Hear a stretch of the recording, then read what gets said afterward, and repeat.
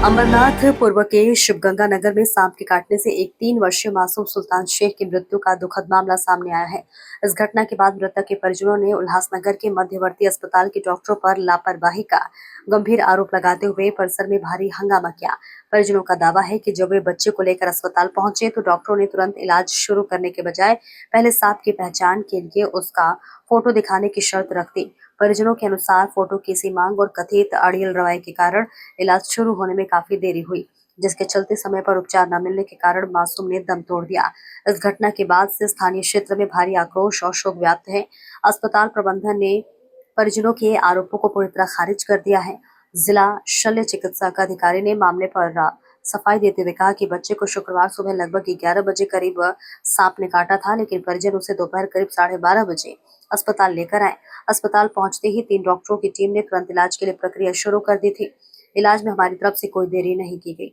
परिजनों द्वारा अस्पताल लाने में हुई देरी के कारण जहर पूरे शरीर में फैल चुका था, जिसके चलते बच्चे को बचाया नहीं जा सका। नेमकं कुठून तुम्ही आलात आणि काय झालं? प्रकाशनगर शिवमंदिर रोडवरून आम्ही आलेलो आहे। आमच्या इथं म्हणजे 11:30 वाजता आमच्या मुलाला साप चावलेला आहे।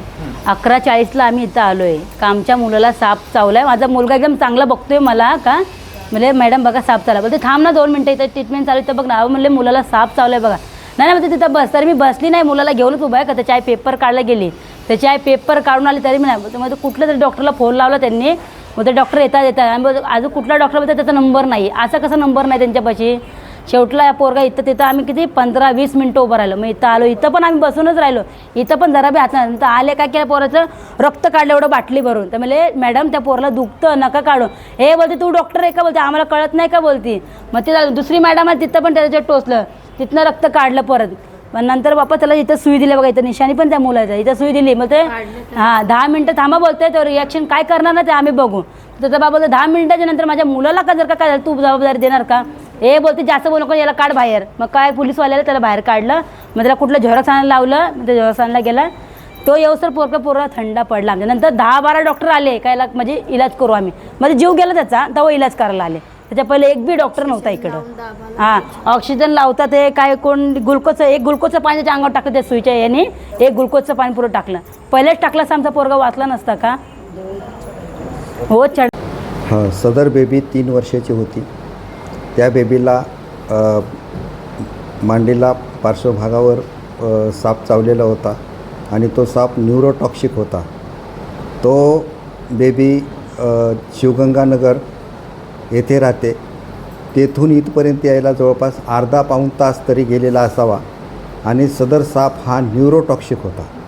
न्यूरोटॉक्सिक म्हणजे अतिशय म्हणजे गंभीर स्वरूपाची बेबी साप चावल्यानंतर आपल्याकडं आलेली होती। तरीसुद्धा आमच्याकडं ड्युटीवर असणारे जे कर्तव्यावरील CMO होते त्यांनी ताबडतोब त्या बेबीला तपासणी केली, ताबडतोब तिचं ब्लड घेतलं, ताबडतोब IV लाईन लावली, ताबडतोब AHVची ड्रीप पण लावली।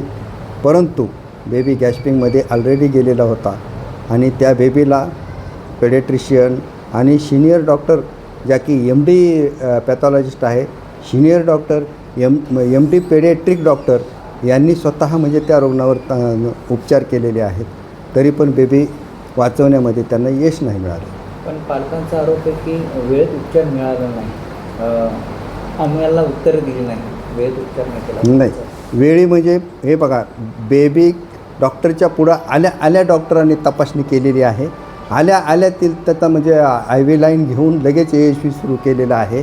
त्याच्यामध्ये कुठेही डॉक्टरांची कुचराईपणा झालेला नाही।